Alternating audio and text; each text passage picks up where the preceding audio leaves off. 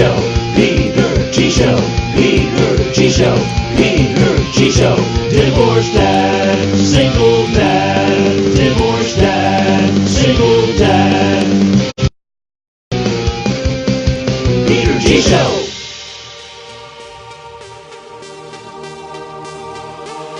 Good evening, everybody.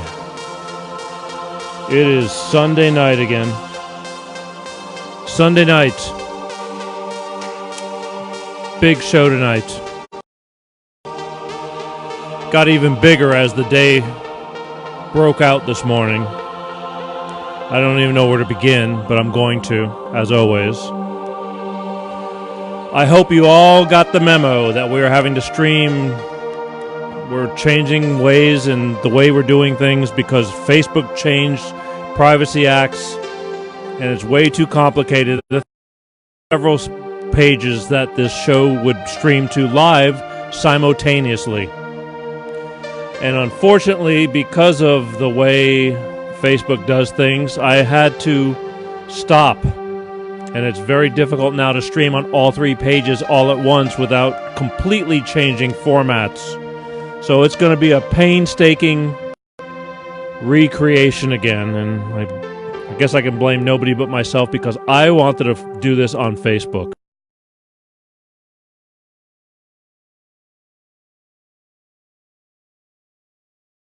Connection, that's great. On top of that, we've been suffering from satellite feed problems on and off, which will be resolved in February. And they said, just roll with it and cross your fingers. It's like, great. So anyway, many people would watch the show from different pages. Peter Gisellis, Peter G. Gisellis. And a lot of people don't watch from the official Peter G. Show page. But you're going to have to. If you want to, you're going to have to. I mean, it just makes things a lot simpler. So you can watch it live. The beauty is, you know, if you missed it live, a lot of people, you know, on East Coast, much later, different parts of the world, there's tons of rebroadcasts of the show. The show gets stored up onto YouTube weekly, so it's in the archives to be pulled anytime you want. But the you can do is, again, watch parties. In fact, I need to do a watch party, I hope. I don't even know what we're doing. There we are. Okay. I need you guys to go and start a watch party because that will help spread it to enable other people to watch the show that don't know what's going on. And here we go. I'm going to watch this and start a watch party of my own from another page because the problem is now I have a real good feeling that now that we're doing the show from the official Peter G. Show page, which most people aren't used to because for the past 4 months we've been having trouble streaming to that page. So everybody kind of switched over. Total chaos. But hi, welcome to Life with Peter G. We'll all get back on it. I'm not worried about it because I know that those who want to watch will watch. And it may look like nobody's watching on the page you're watching, but believe me, there's all these unorthodox tributaries that flow through this show, and there's a whole bunch of people watching. But I do expect some problems these next few weeks until people catch the memo. But starting the watch parties, okay? Just start a watch party, and that way you'll help your people share so they don't miss anything. Last thing I want to do is miss all this, right? Tonight we have Amazon bestseller and radio talk show host Bob Paff that's going to be on the show. I've been gearing up for this one. Bob Paff is going to be on the show from the East Coast tonight, talking about some issues that have happened in his life over the past year. He lost a son to opioid addiction, and we're going to find out how he managed to get through that. A little, easier said than done for those of you who understand, and for those of you who can't even imagine. We're going to have Bob Paff on the show. Just goes to show you, no matter who you are or how powerful or rich or poor, it's all the same. Tonight, no open phone lines. We're just going to hear Bob. I want it because Bob's a pretty interesting guy. I give him a lot of credit. He's a hard worker, and I've always admired him. He's on the East Coast. I'm on the West Coast. We are very much alike in different ways. We're unidentical twins. Except he's the handsome one. They told me I had a great face for radio. Anyway, again, always something. Oh, before I get going and call Bob, I forgot so much again. I could not be here if it wasn't for my beloved Bolt Energy. Bolt Energy, folks, ask for it in stores. Electrify your senses. Why Bolt Energy? Good question. No preservatives, okay? Go and try and find an energy drink that says no preservatives, and I'll save you a whole bunch of time. You're not going to find any because this is the only drink that has no... It's a cleaner energy drink. The Bolt Energy people are workout fanatics, and they wanted a much healthier energy drink. You know, I don't drink coffee, so I like something bright and cold, hence Bolt Energy. I'm not a coffee drinker, but I found that this little 8.5-ounce can, is packed full of punch. It doesn't get you all weird and wired out. It just gives you enough of a kick in the ass to get you going to do what you got to do, which is right up my alley. I need a lot of getting up and go. But Bolt Energy, okay?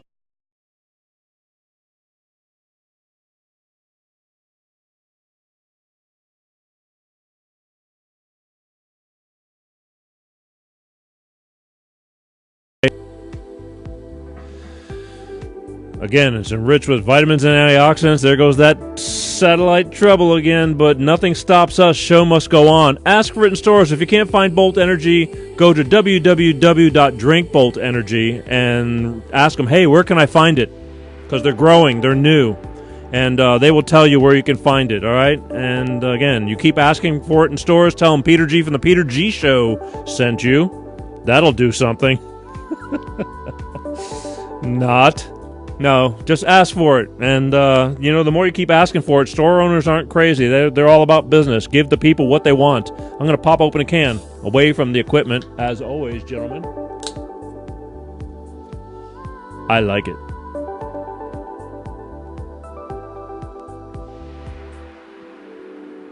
Ooh la la. Bolt Energy. I like the taste. That's a big deal. The taste, people. Hate something. If it tasted like shit, I'd had to bow out.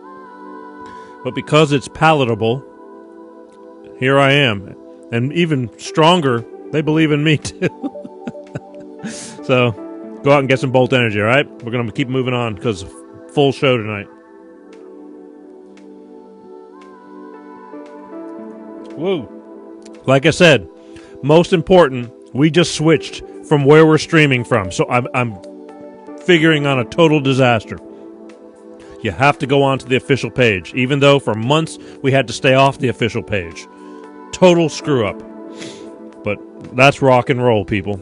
You got to roll with it. We will survive this, and it'll build up and go back up to where we're going because people are all confused now. I found that if you don't lay it out in front of people, it makes it that much harder. But I'm not scared. If you've been in the entertainment industry or understand the entertainment industry,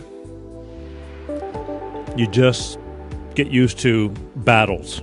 It's all uphill. The first 100 years is a bitch. After that, it's smooth sailing.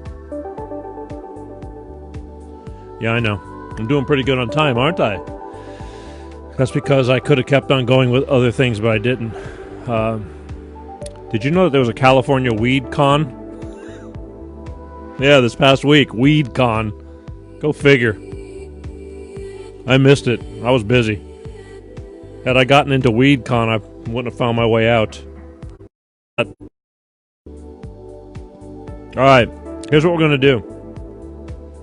Because everything else I want to get into is going to be too time consuming. We're going to go straight into giving Bob a call. Because he's the one with the story to tell. Tonight's story is going to be very... you decide. But again, this is what this show is all about. Sharing stories, and because so many people can relate. So, all right, we're going to give Bob a call and see what's going on here.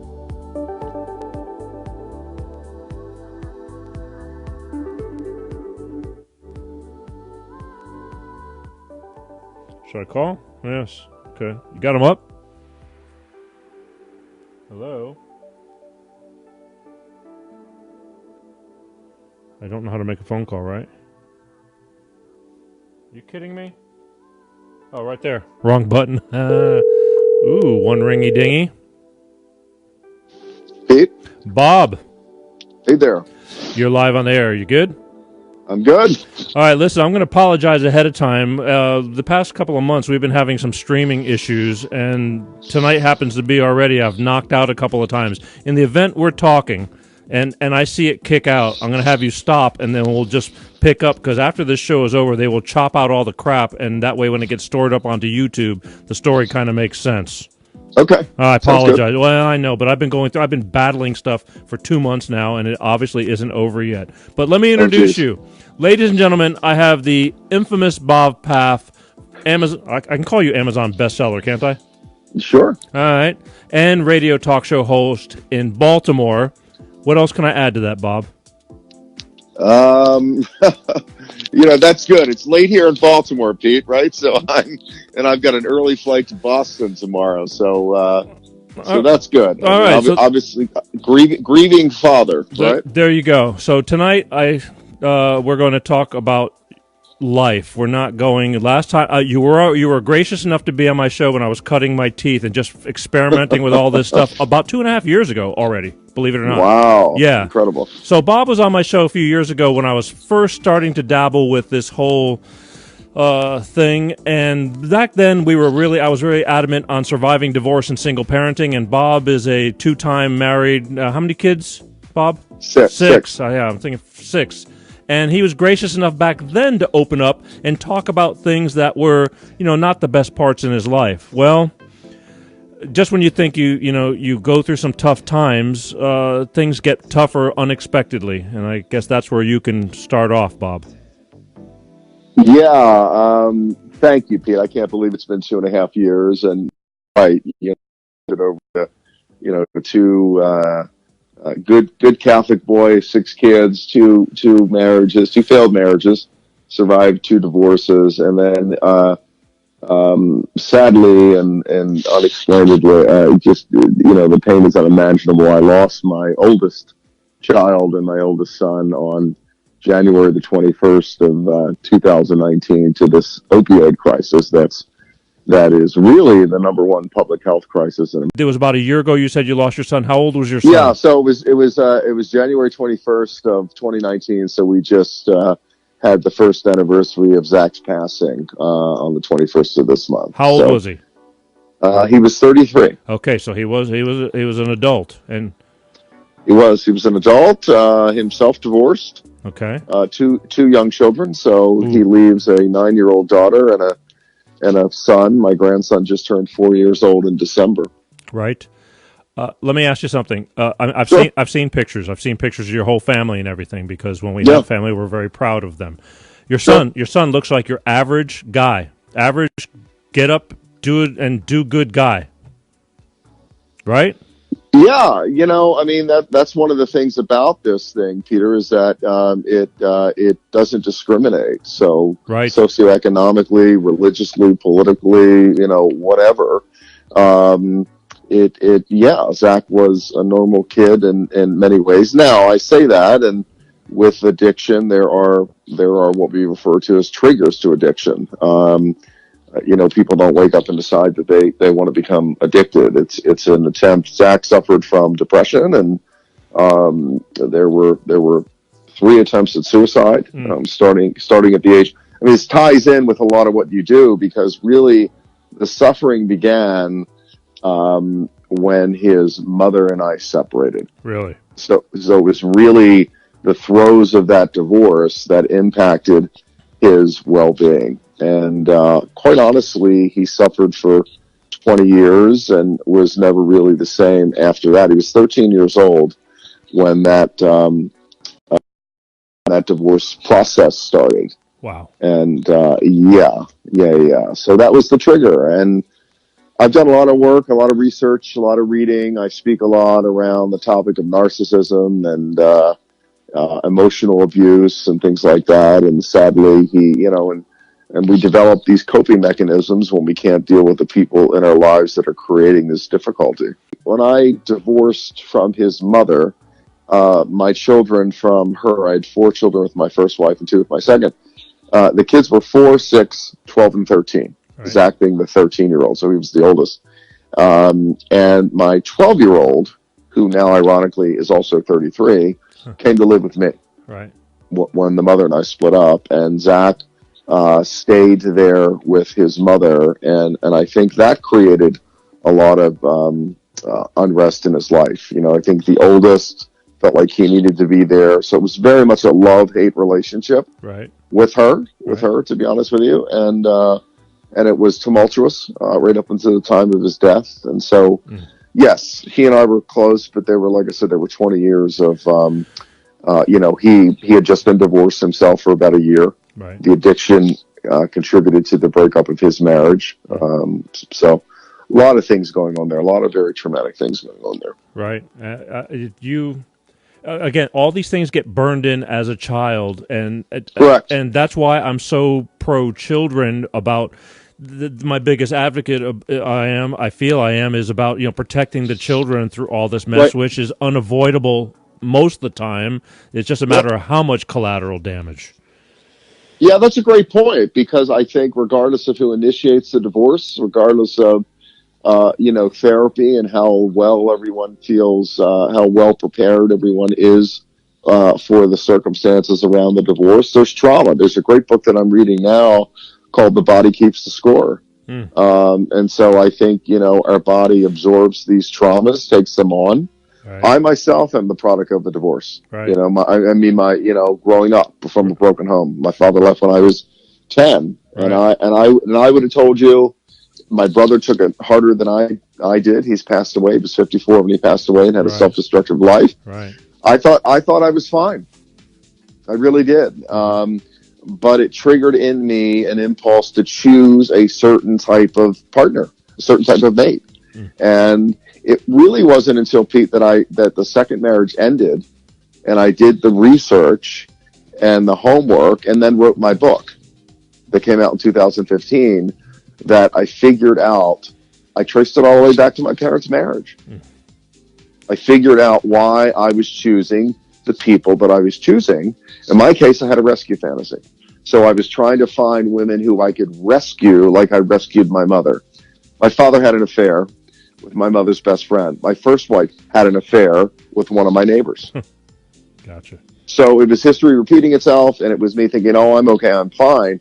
But I really was seeking out these women that I thought needed to be fixed and rescued and all that. So, you know, I've been 10 years single now because I needed to do the work. I needed to do the research. I needed to do the healing. My faith has gotten me through. My second wife immediately moved on to a third marriage. Right. So we've got to take that time to heal. But, you know, we're here and we're talking about the children, but you're right. And a lot of times we don't realize the impact until, sadly, it's too late. And Zach suffered from that trauma really for 20 years. I think that nowadays, like, I just had a woman on the show who she does marketing, and they've been putting together groups, and the group is called Vesta Divorce. And it's putting together groups for people who are going through a divorce to try, before everything burns to the ground, to try to get the right information. They got everybody from the lawyers to the health people to the, you know, counseling and all these different avenues to where you can get some information to possibly get through your divorce without blowing everything up, you know, and you know, it's hard. It is hard, and then when you get, you know, the lawyers into it, you get that acrimony and that vitriol and that adversarial relationship. I mean, you know, I hate to make the generalities. I have lots of friends who are lawyers, and there are good ones and bad ones, like there aren't any, you know, with anybody. But I tell you, the second time around, you know, we tried mediation, and you know, that one was easier and more pleasant. The circumstances were different. And so you had experience from the first time. Yeah, it's true. No, had sad experience. but true. Yes. Yeah. There's a lot of truth to that. So, good point. But okay, but you know, unlike, I mean, some people are not on top of it, the effect of your divorce affecting your son. But a lot of people, even if that didn't happen, you know, suffer from. I married a woman who suffered from anxiety and depression, and I'm telling you, I loved her. She was a good woman, but when that switch went off, she couldn't control the things that were going on in her brain. And, you know, and we tried everything, and some things were a disaster, especially with a glass of wine. And, and honestly, and we found out the hard way, you know, I mean, but So your son, because that was what I was going to ask you. It's like how the addiction started. Did he get injured and then he got, prescribed pills, and some people can't stop these things, or was it because of depression and things like that from being put on medications up from an earlier time?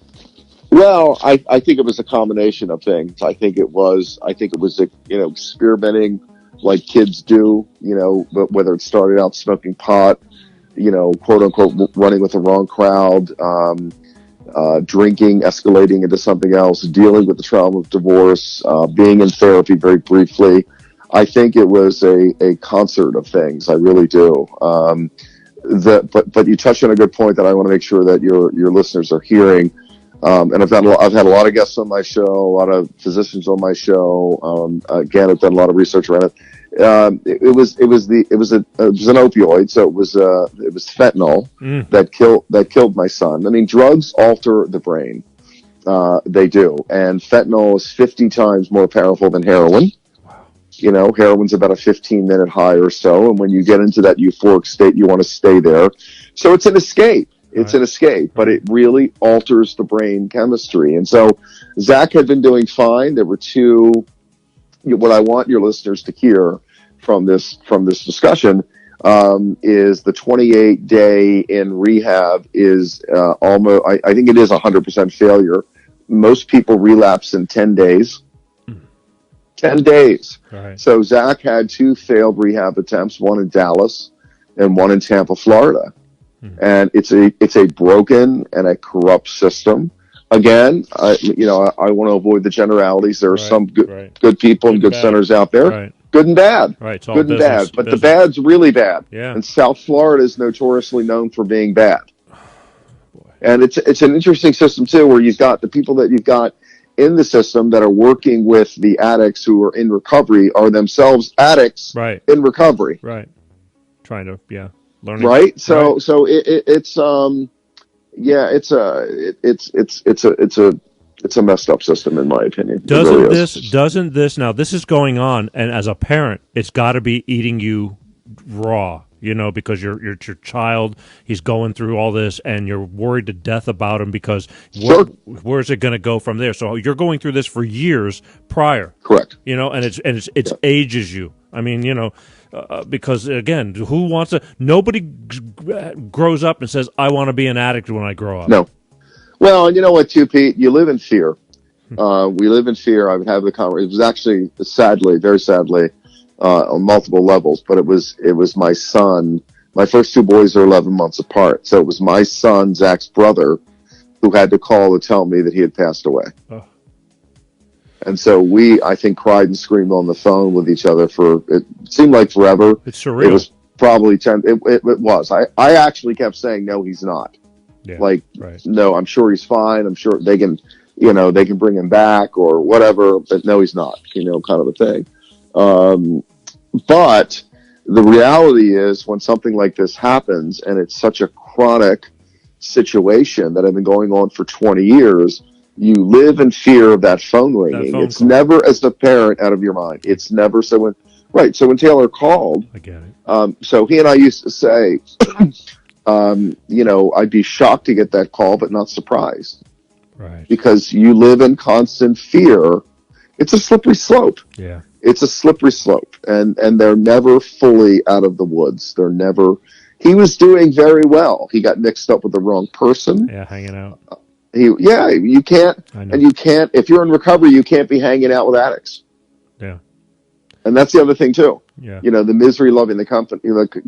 And, they're not your friends. They're your friends while you're using, but you've seen and heard and read reports of, somebody dying, overdosing and being left in the alley or being left in the abandoned building or the warehouse or on the street because everybody wants to get the hell out of there when somebody dies. Sure. So these people are not your friends. They're not. Yeah.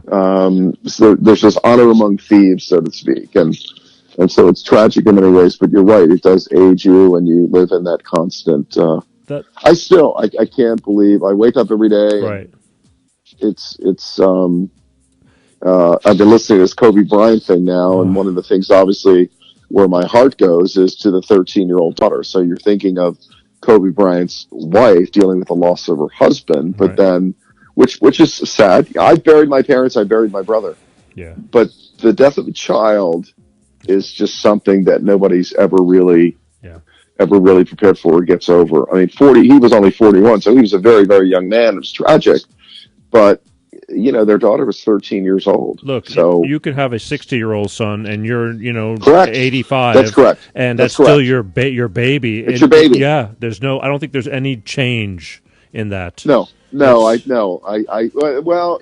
Pete, I went out over Christmas. I didn't really want to do Christmas this year because the first year is the worst in that Zach's birthday is July 21st. So we had to go through a year of first without him. Sure. And I really didn't feel like doing Christmas. Yeah. And yet I've got a 17-year-old daughter. My son's away, freshman in college. He's in Rhode Island.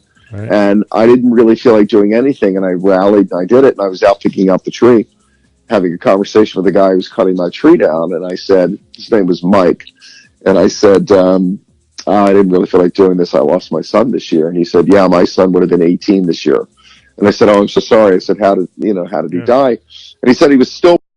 So here I'm thinking, well, my son was 33 and had a life and had children and everything else. And your son didn't have a quote unquote life like that.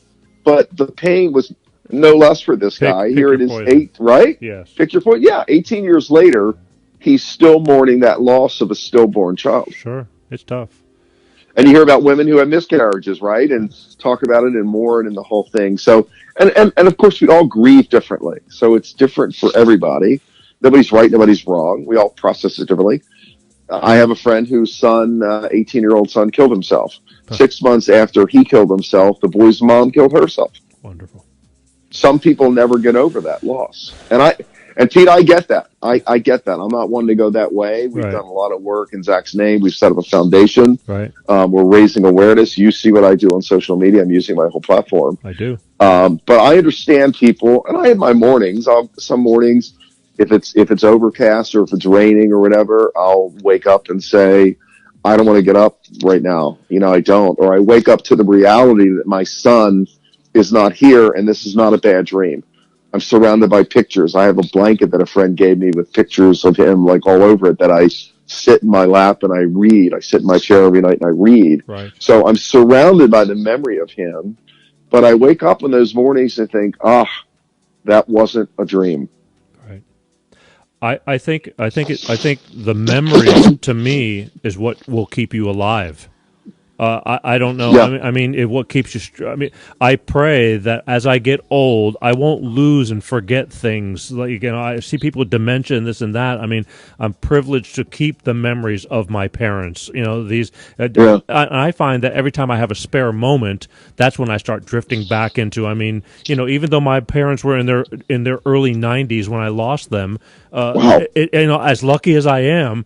It still hurts, and I don't think there's it. There's not a day that goes by where you can get pulled into that moment and it just kind of eats away at you. But I think the gift is learning how to live through it and not let it get you and ruin you, because life goes on and you do have other people that need, and you wouldn't be doing this right now if you didn't have the strength enough to do it, and not everybody.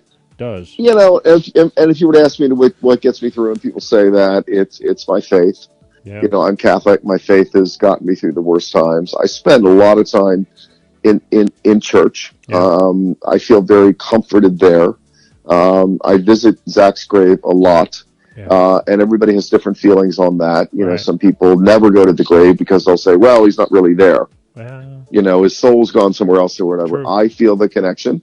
I go and I speak to him. And so we all have to find those things that work for us as we go through this process.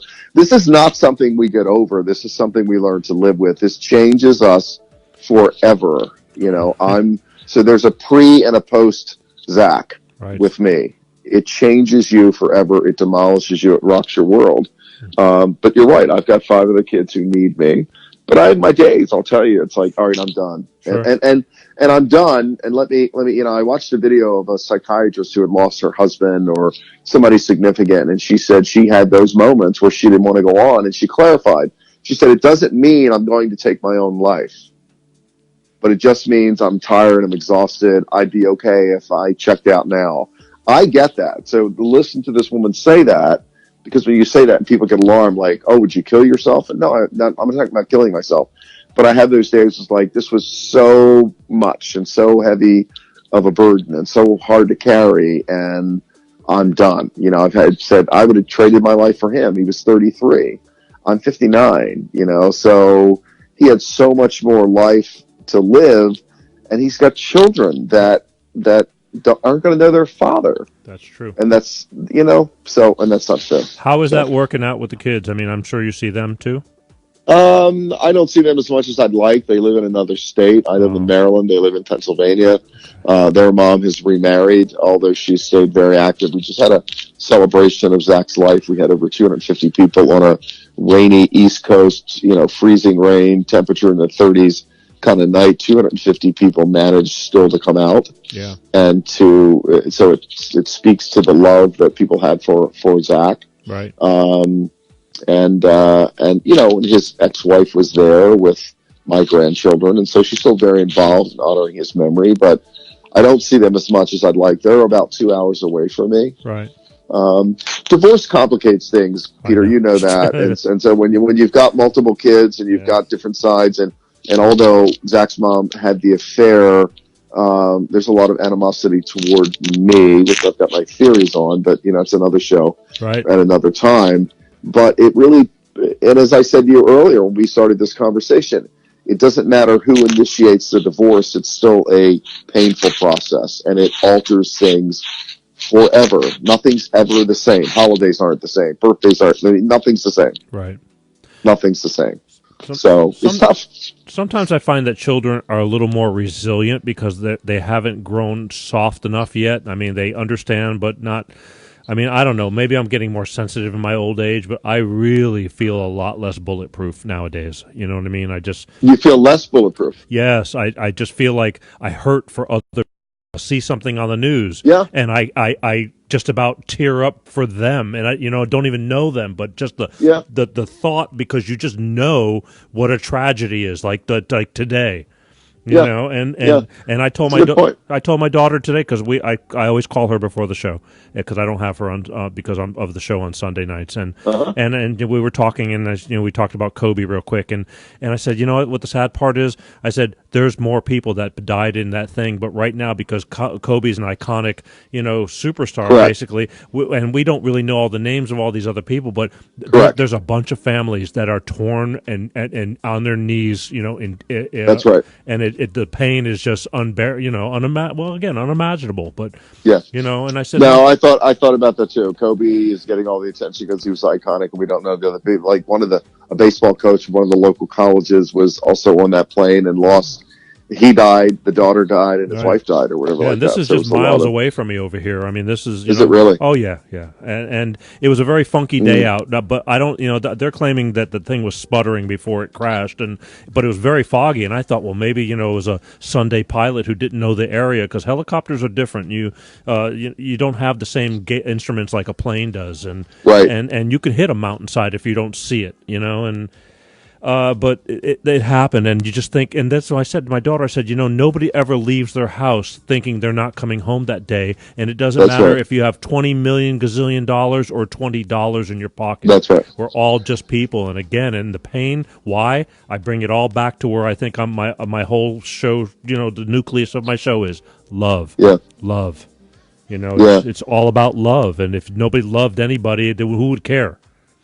Yeah, and no, it's true. The interesting thing, though, to your comment, I had somebody make a comment to me on social media, and they said, "Now you're above the target," and I thought about that and what that meant, and it hit me then very quickly.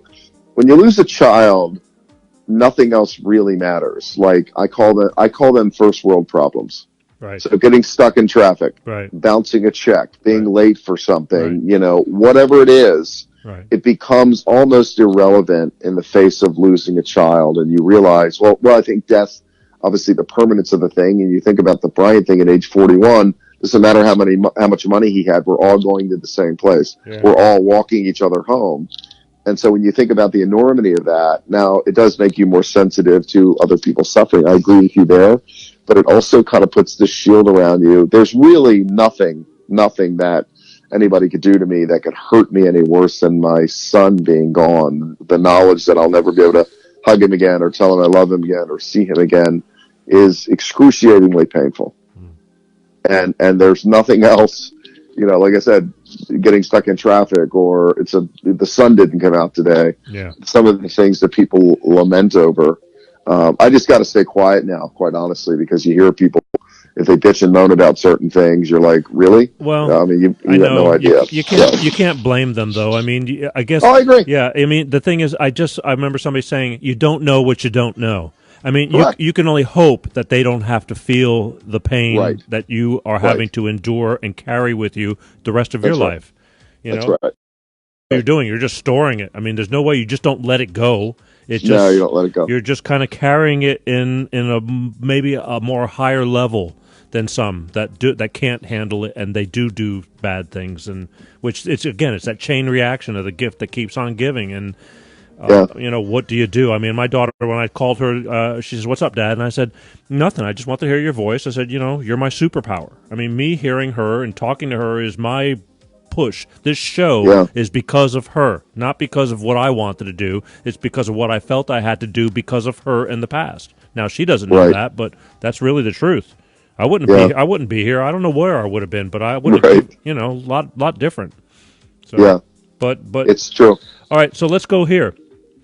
We talked about all this and how you're doing, but so I guess I'm kind of going backwards a little bit again, but so how is Bob Paff? Does that make sense? I think the way I answer that question and what I tell people, I think I am more prepared for what has happened to me than 98% of people that experience the loss of a child. I really do. So I think I'm doing very well considering what's happened and what I've been through. I had a caller call into my show on Friday night, and he had read my book. And this is somebody that I wasn't a regular person that called in, and he said, "I really admire you." He said, "You have every reason to be angry and bitter and this and that." And he said, "You're not. I read the book and what you went through starting at age 10. I was also molested by a priest." And he talked about all of this. I caught my father having the affair. I had to tell my mother he was having an affair.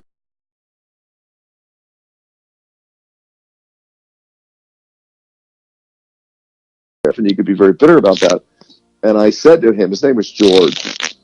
And I said, "George, the book came out in 2015.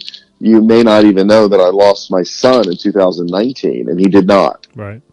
And so he was like, "Oh my God." So it was like on top of everything that you've gone through. So I think, and the reason I think I am more prepared than 98% of the population is because of my faith and because of, my reading and therapy. I've been in therapy for I believe in therapy. I wanted to be a therapist. Mm-hmm. So for probably 20 plus years. So I say that to you and anybody who might be out there listening, because people reach out to me all the time and say, "My friend just lost a child," or "My sister lost a child," or whatever. "Can I have them call you?" And I always make myself available. I'm like you. I put myself out there knowing that most people aren't going to call.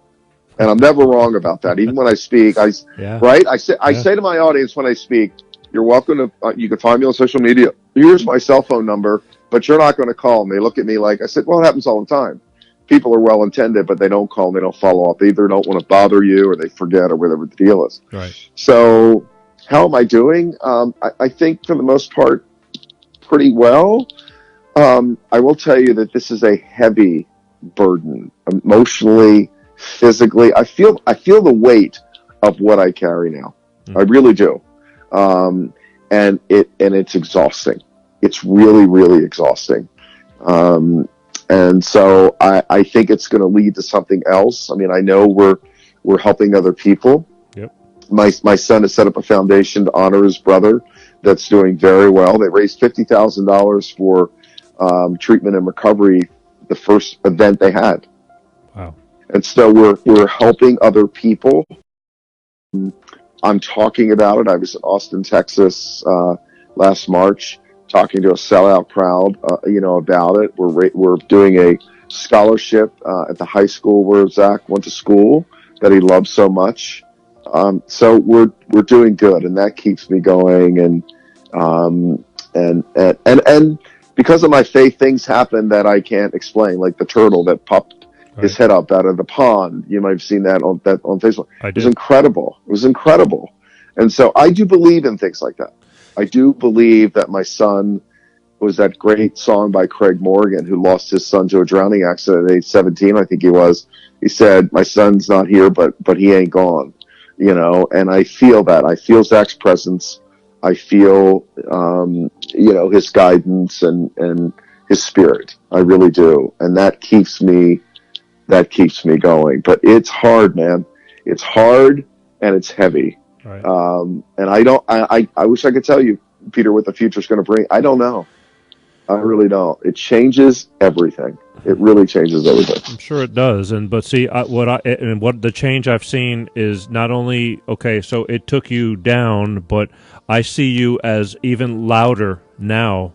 In other words, your gears stepped up even more to whatever direction you're going. There's, you know what I mean? And I hate the fact that this is what it took to, but this is what it's doing to you. You could have been the guy, but that just, there's tons of people who lose people and they just silently are in the background and they absolutely just die. And now, number one, you were, I always gave you credit because you're a hustler. You have to be. This business will eat you alive, and it's hard enough as it is. I get kicked in the nuts on a daily basis, but I learned to wear a cup, and and a titanium one at that. The plastic, the cracks, and the aluminums get dented. So titanium's where it's at. There's a special Peter G edition in Sports Chalet. Go ask for it. Yeah.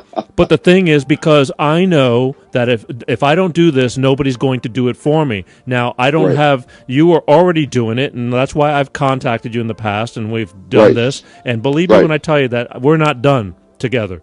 But the thing is, this loss, this tragedy, I mean, however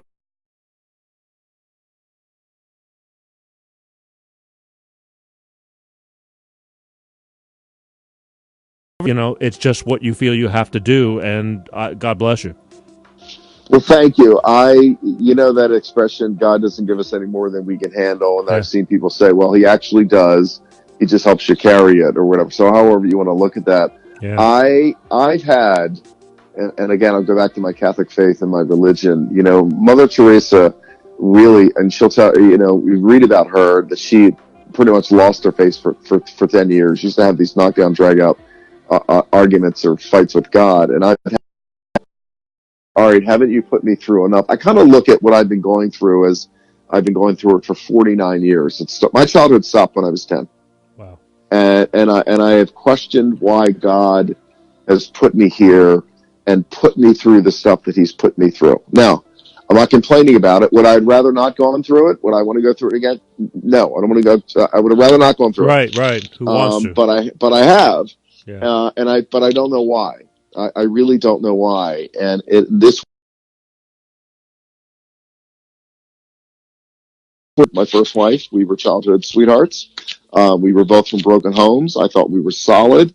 People talk about your guard being up. I didn't even have a guard. I thought we were absolutely solid. Right. I thought cheating was the last thing, and I've never cheated in my life.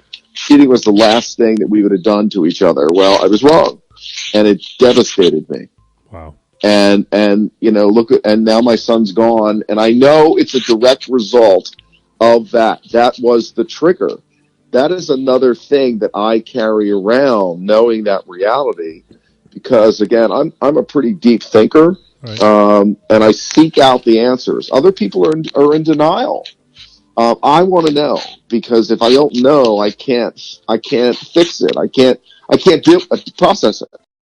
Not fixing it, I can't live with it. I can't process it. I need to be able to process it. Some people just bury their heads. They do, and I've never been one to do that. But this one, really, I got to tell you, and I appreciate your comment, by the way, and thank you for that, because people say it to me all the time, well, you're this, you're bulletproof now, you're whatever. No. But I feel, some days I'm absolutely exhausted. And you're entitled. Absolutely exhausted. You're entitled to be exhausted. I mean, again, Thank you. Try to live. I wouldn't want to be in your shoes.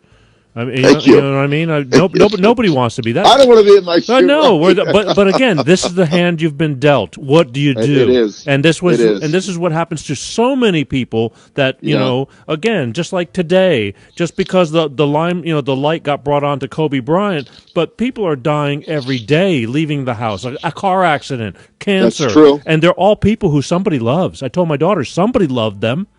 That's true. Very few That's people. That's a great point. It's all the, to me. It's look at the homeless problem in California. You're out there. It's worse. I mean, it's gotten worse over the last 3 years, across the country. 200 people die every day from the opioid crisis. 40,000+ die from suicide. All of this stuff. And all of these people were somebody's mother, father, sister, brother, right? Somebody loved them. Absolutely. You're right. You're absolutely right. I mean, I take that on. There's a few that, are nameless and are loners and this and that, but that's a small percentage, compared to the entire population. Yeah. And it's harsh and painful. And again, and we all know that, passing away, even though my parents passed away pretty much of old age, I was lucky they didn't die of cancers, they didn't die in accidents, but it hurt, and 150 can't be old enough because of love. I loved them, you know what I mean? And I owe them everything. So the gift that keeps on. Again, I've tried to pass on things that I learned to my daughter, and then some. I mean, times change, but at the end of the day, it's just about love. And it's painful. Love can be the greatest thing in the world and the most painful thing in the world. I agree with you.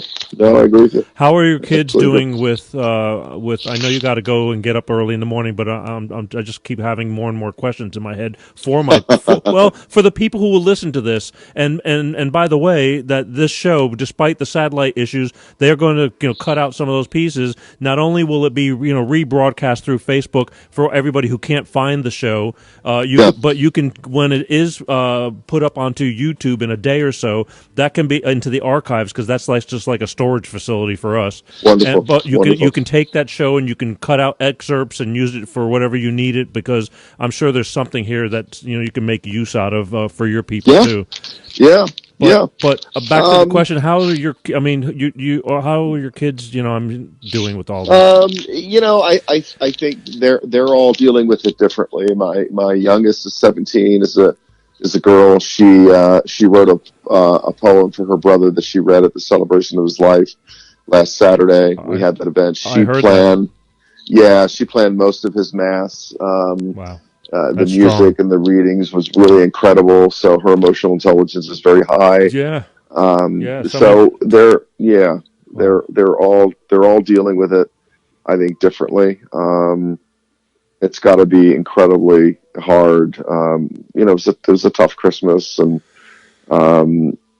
so I just encourage people to talk about it. We need to talk about these things, and we need to get it out. So I let them know that I'm here for them, and but it's something that's going to affect them for the rest of their lives. I don't know many people that have lost children and siblings that have lost their siblings. So they're in a, just like me, I'm now a member of a club I never asked to join. So are they. So are the 5 surviving siblings, and in many ways too. It's a really tough road to travel. But life has to keep going on. I mean, that's the thing. It's like, what good would you have? I mean, even your son wouldn't want any of you to spiral downwards because of this. I mean, for all we know, this is all part of the plan. Who knows? Until you know. Yep. That's. No, I agree with you. Sad but true. I think some things don't happen as the plan should go, but wrong place at the wrong time, and just accidents. That's why they call them accidents. But I don't know. I think that there's something else that beyond where we are, and my goal is really to get the show. We've talked about syndication. Television's really my passion. Yes. A couple more books I want to write, and I need to sit down and start doing that, because I can crank them out pretty quickly when I start doing it. I'm glad you can. It's time. It's believe me, I'm going to have a hell of a read. I just can't get there yet. So anyway, there's still a lot that I want to do. I was in Chicago last week, working, because I still do a lot of between voiceover work and and some other things that I do. I do hosting and moderating and interviewing and whatever, and that's what Chicago and Boston are all about. So yeah, so those things keep me busy. January's been very busy. It was Florida at the beginning of the month, and Chicago, and now Boston. Cold places to be in January, other than Florida, but it is what it is, and it keeps me busy. And it was good last week because that was like I said, that was the anniversary of Zach's passing, and it was good that I was out of town and busy and all of that, so I wasn't sitting around thinking about it. So you're fortunate enough that you are staying busy. I mean, I know it's as I said, it's a constant hustle and no rest for the wicked. But you know, as I was this morning getting up, you know, I kind of text you real quick because I'm up. I have to keep going. It's a very small enterprise here, and but the goal, it doesn't matter because at the one point somebody's going to go, "Wow, look at that overnight success." It's like, that's right. Overnight. Overnight. I say that too. Overnight success after 49 years. I hear it. Exactly. Exactly. How old is your daughter? My daughter is 13 years old. And she's a good, so far so good though. I'm a very lucky man. Her head is into horses big time, and it's all. And great. Boys have not come into the picture yet, and she's the least of my problems. She hates school, but yet she always has everything done on time, and has her grades are good because she knows that Daddy's poor and she's going to have to get scholarships. So you know what, I'm. It's really the craziest thing. Through all this crap that I've gone through, she has.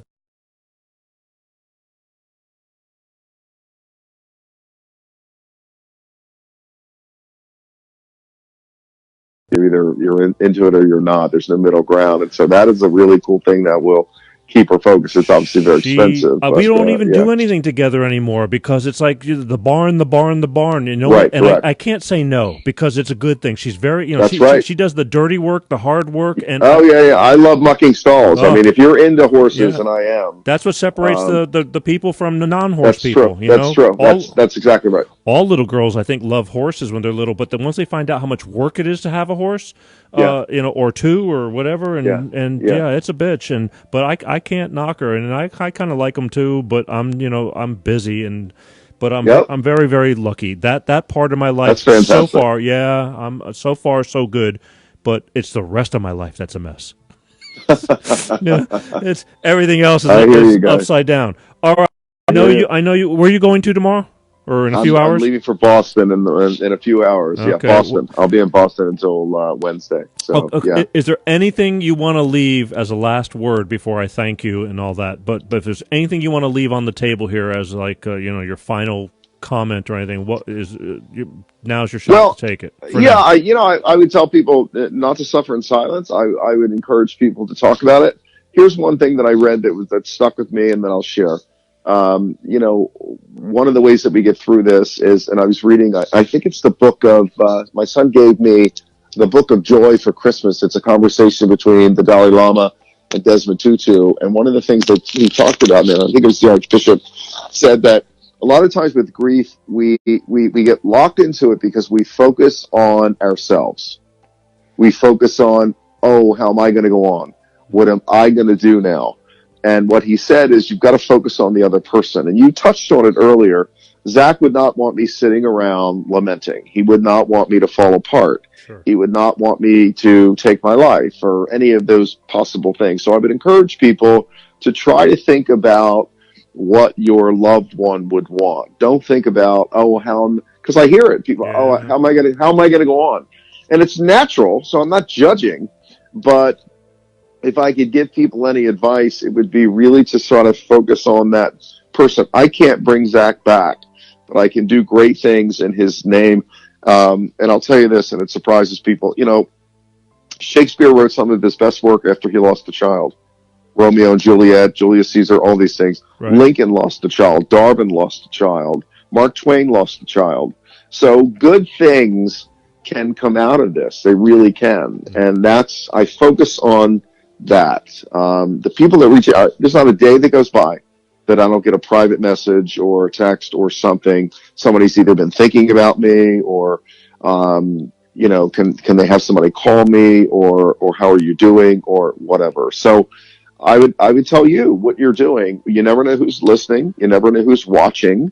let's just keep doing what we're doing because it's making a difference. We're sharing stories because, again, sharing stories. You don't know this show, especially. You get people that call you. At least I have the largest crowd of lurkers in the world. They all write me at 2:00 in the morning, going, "I watched your show. I loved your show. This and that," but I'm not calling, and they won't call. They want to watch, and you know what? That's okay with me. Because I'm preloaded I'm ready to have to talk a full hour, no commercial breaks if I have to. But when I have somebody like you on, I said, okay, I know we're going to have a good night tonight because we're sharing some very deep, serious personal moments that people do. You're not pioneering in this problem. That's right. That's right. And I feel that if we help one person. I can sleep better at night, and I'm no professional. I'm just sharing stories, life. You're right, much right. Well, as somebody said, there are no more original ideas, right? So you're right. We're not the inventors and the pioneers of this stuff, but it's really putting it out there, and people look at me and it's like, well, how do you do it? How do you get through it, or whatever? And so you just keep doing what you're doing because you don't have the choice. A lot of people are very personal. When my father passed away last April, I talked about it. I didn't skip a beat. I had to fly to Florida. We threw the show together from my parents' dining room. It was horrible. But the thing was, I talked about it because it was important. And some people wrote me and go, I don't know. I see what you're doing, but some things should just be left personal. And I go, no, I have no shame in that. My father was a good man. I learned more about my father through strangers that week than because he was just my dad, you know what I mean? Right. And I didn't know what the hell he did, but he touched a lot of people's lives, and I felt it was worth sharing because some people are so private they don't, but some people need to hear this stuff. That's right. Well, and for that person to make that comment to you, that works for them. But exactly.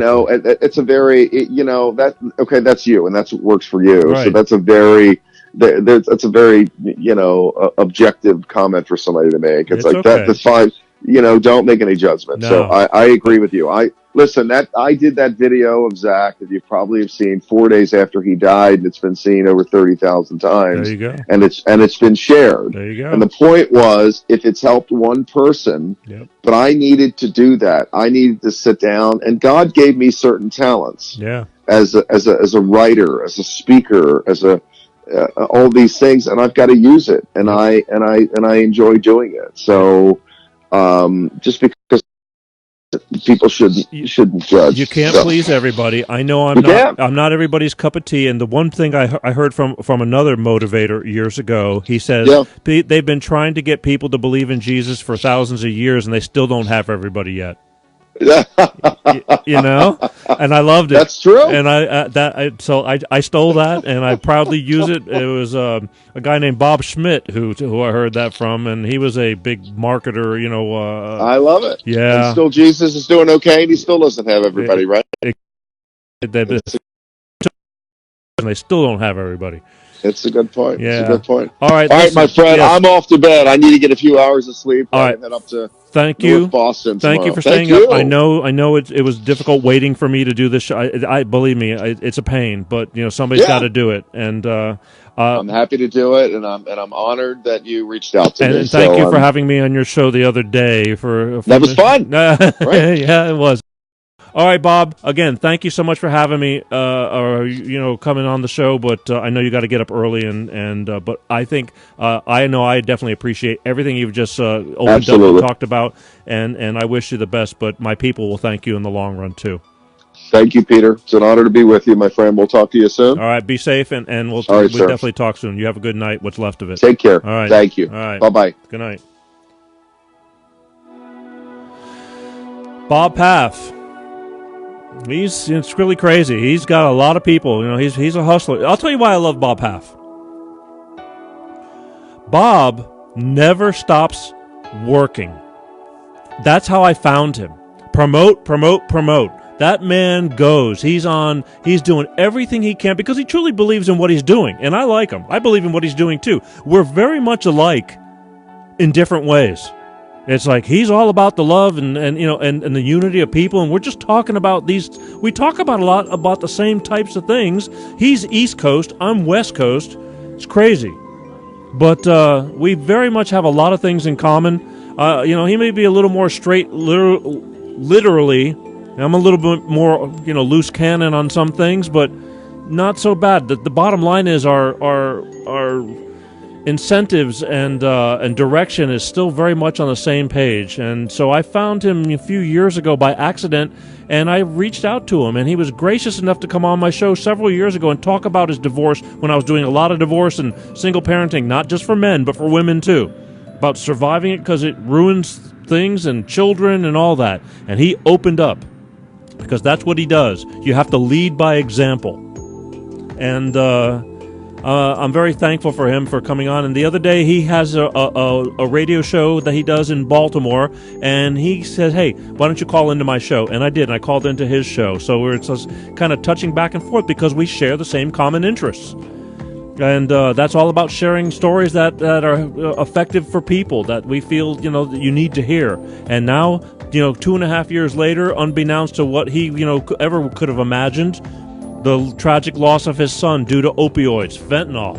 That stuff's just the name of it. I don't know what you use it for, but all I know is people die from it. And he's unfortunately one of the recipients through his son of that drug.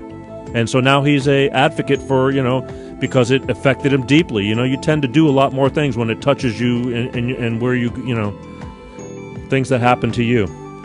Anyway, Bob Paff. On top of that, he's an Amazon bestseller. He writes books, and he's got a book that's out on Amazon that has done very well. It's called Communicating to Win. He's a keynote speaker. I'm not so much. I'm just here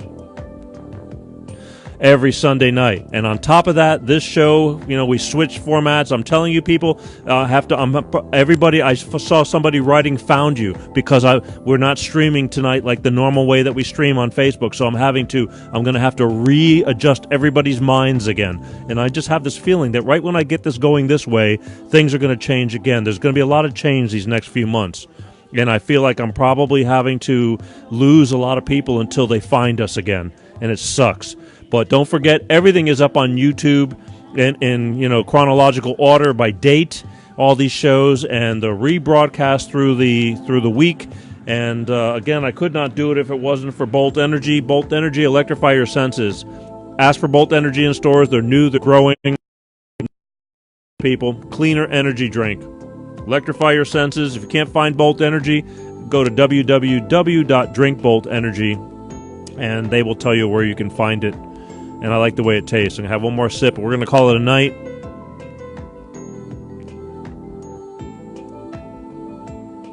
Again, there's a lot of tragedy that goes on in the world every single day. Do the best you can. Try to remember that. Try to be thankful for what you have, regardless of what kind of crap you're going through. I had to keep on reminding myself these past 2 years especially, I've changed a lot of things in my life, the way I'm thinking about. I have crappy days. We all have crappy days, but I still say, you know what? It could have been worse. I want to thank you all for tuning in. Even if you can't find me, you will find me because of all this streaming issues with Facebook.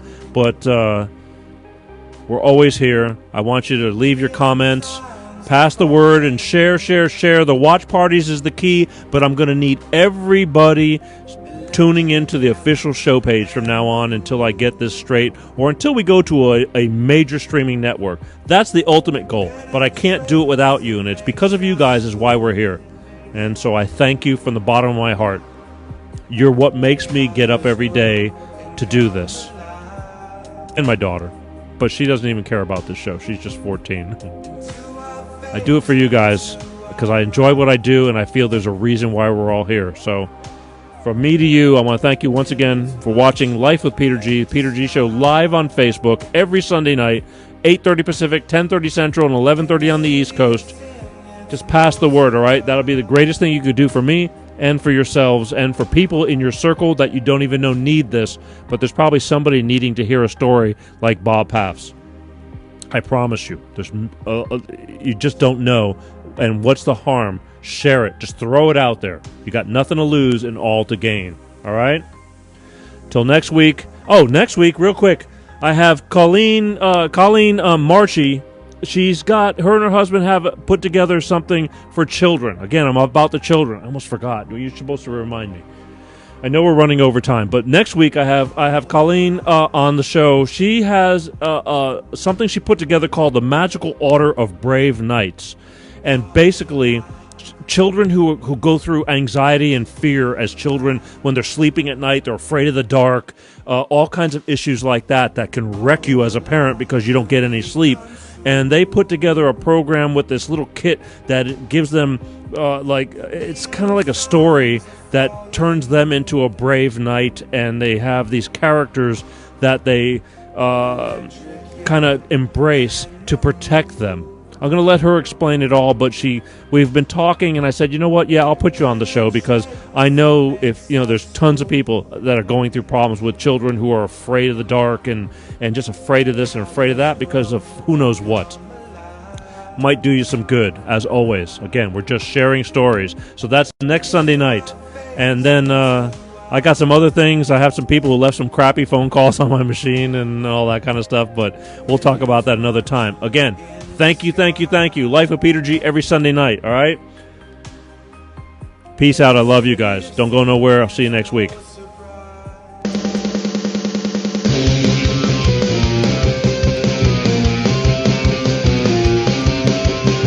Peter G Show, Peter G Show, Peter G Show, Peter G Show. Divorced dad, single dad, divorced dad, single dad. Peter G Show.